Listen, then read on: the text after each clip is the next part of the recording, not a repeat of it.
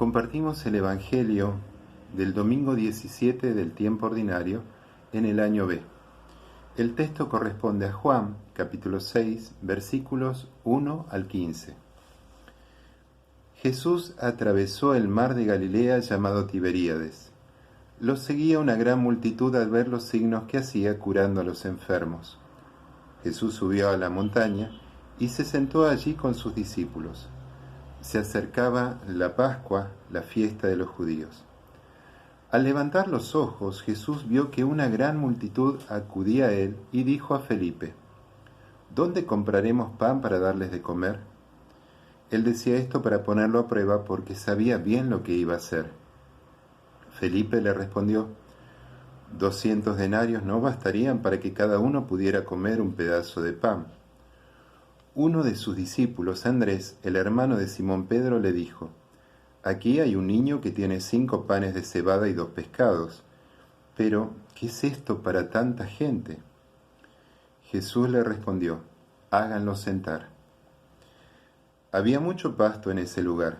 Todos se sentaron y eran unos 5.000 hombres. Jesús tomó los panes, dio gracias y los distribuyó a los que estaban sentados. Lo mismo hizo con los pescados, dándole todo lo que quisieron. Cuando todos quedaron satisfechos, Jesús dijo a sus discípulos: Recojan los pedazos que sobran para que no se pierda nada. Los recogieron y llenaron 12 canastas con los pedazos que sobraron de los 5 panes de cebada. Al ver el signo que Jesús acababa de hacer, la gente decía: Este es verdaderamente el profeta que debe venir al mundo. Jesús, sabiendo que querían apoderarse de él para hacerlo rey, se retiró otra vez solo a la montaña. Palabra del Señor.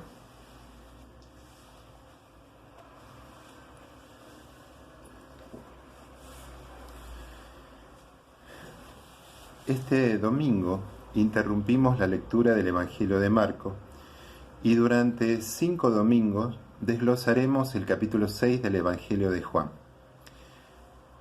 Esto es porque el Evangelio de Marcos es el más breve de todos los evangelios y por lo tanto, para completar el año B del ciclo litúrgico, recurrimos a textos de Juan. El Evangelio hoy nos presenta la multiplicación de los panes.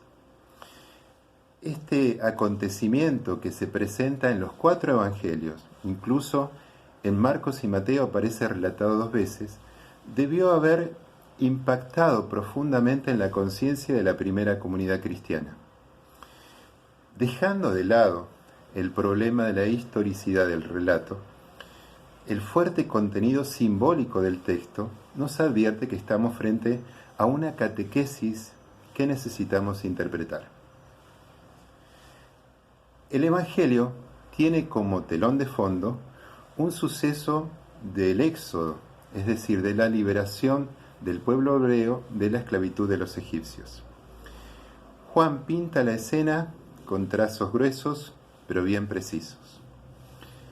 Primero, Jesús atravesó el mar de Galilea llamado Tiberíades. En realidad, no existe el mar de Galilea, sino el lago de Tiberíades. Es muy pretencioso llamarlo mar. Sin embargo, el autor intenta parangonarlo con el Mar Rojo que atravesó Moisés con el pueblo. De hecho, fíjense que se dice que Jesús atravesó el mar, pero no se menciona la barca. Segundo, una gran muchedumbre sigue a Jesús al ver los signos que realizaba.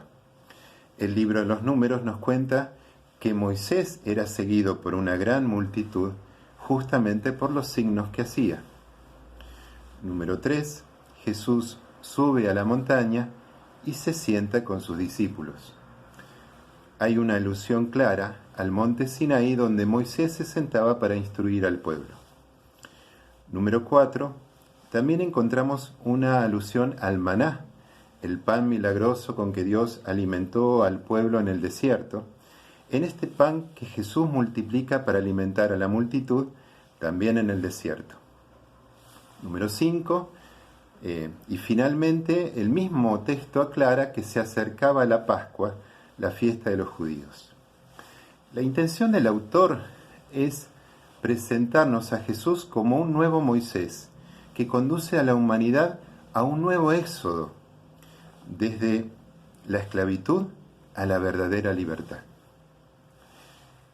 Y Jesús en el desierto se confronta nuevamente con la realidad de su gente, la realidad de su pueblo.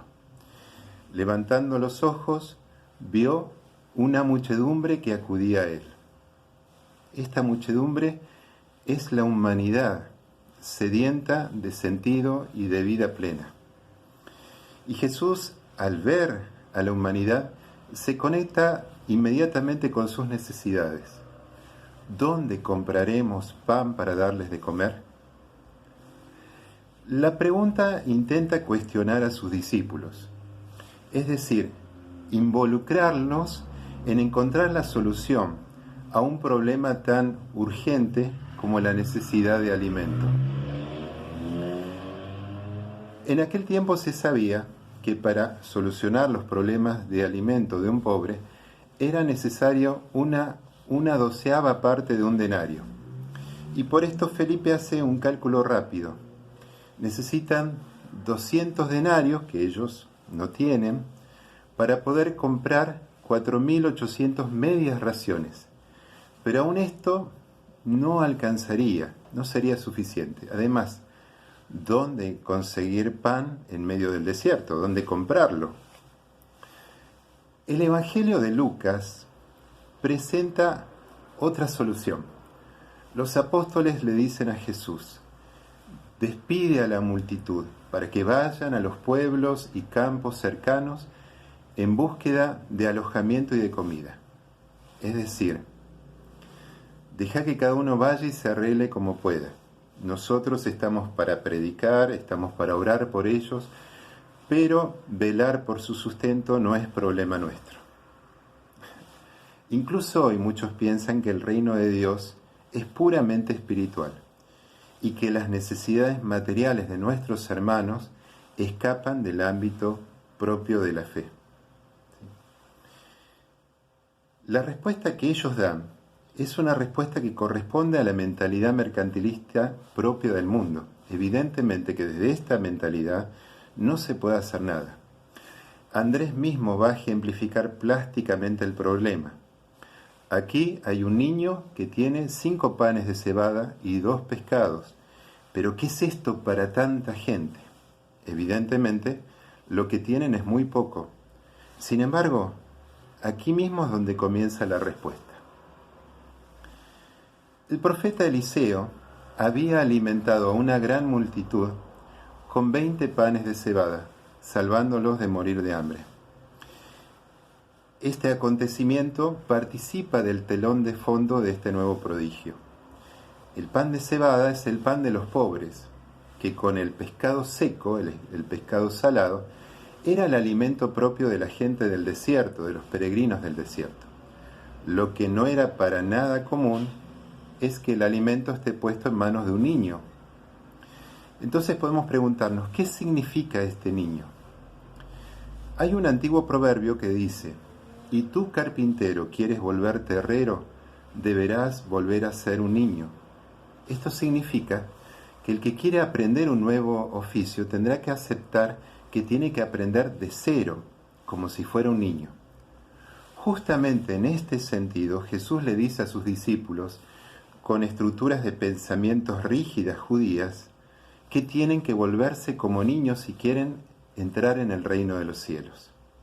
Entrar en el reino de los cielos significa un cambio profundo de mentalidad, casi como volverse nuevamente un niño. Es claro entonces que este niño representa el auténtico discípulo de Jesús, que a pesar de su pobreza pone todo lo que tiene a disposición del bien común.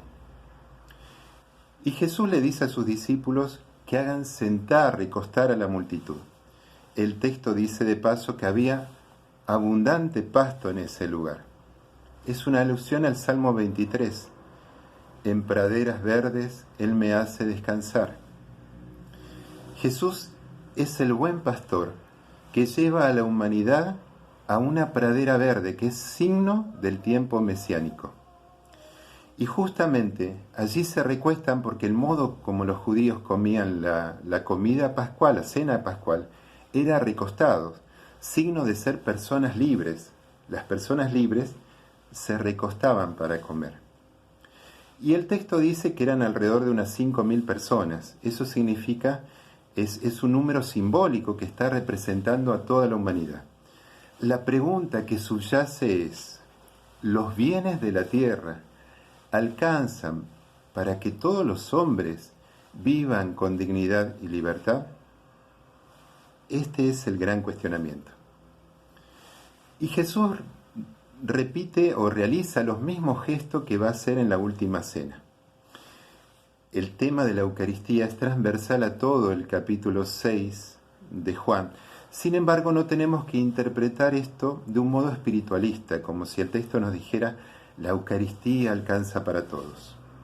No se está refiriendo a la mesa celestial, se está refiriendo a la mesa terrenal, donde cada uno recibe aquel alimento que necesita para subsistir, porque justamente esta mesa compartida es lo que le va a dar sentido pleno a la Eucaristía. ¿De qué sirve comulgar si dejamos a nuestros hermanos pasar hambre? Veamos la sucesión, veamos la secuencia, ¿sí? Jesús recibe el pan que el niño pone a disposición de todos. No se trata de dar una limosna, no se trata de dar lo que sobra. Tampoco se trata de un acto de generosidad como aquel que realiza un acto de caridad. Se trata de poner los bienes en manos de Jesús para que sean distribuidos según la voluntad de Dios, que ha creado los bienes para todos sus hijos. Por lo tanto, darle a una persona lo que necesita para vivir no es una cuestión de caridad, sino que es una cuestión de justicia. Nelson Mandela decía que la pobreza no es natural. La pobreza la creamos los seres humanos y por lo tanto para superarla y para erradicarla se necesitan acciones humanas. Y erradicar la pobreza, decía Nelson Mandela, no es una cuestión de caridad, sino de justicia. Esto es justamente lo que está en juego. Jesús agradece en justicia al Padre por los alimentos.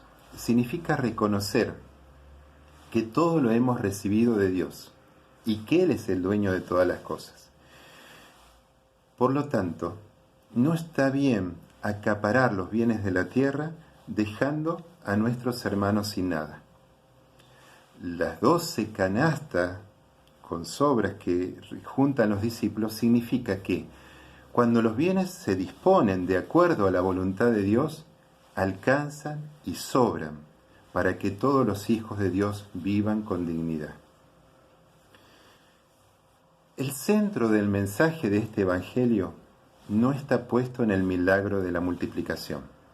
Sabemos que para Dios no hay nada imposible, pero el centro de este mensaje es la disponibilidad de los apóstoles, de los discípulos de Jesús, a ser parte de una nueva humanidad donde no haya indigentes, porque todos los bienes se ponen en común, todos los bienes se ponen en común y se redistribuyen de acuerdo a las necesidades de cada uno, tal como hizo la primera comunidad cristiana.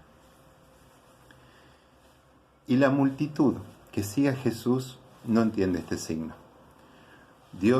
Jesús les señala el cielo y ellos se quedan mirando el dedo.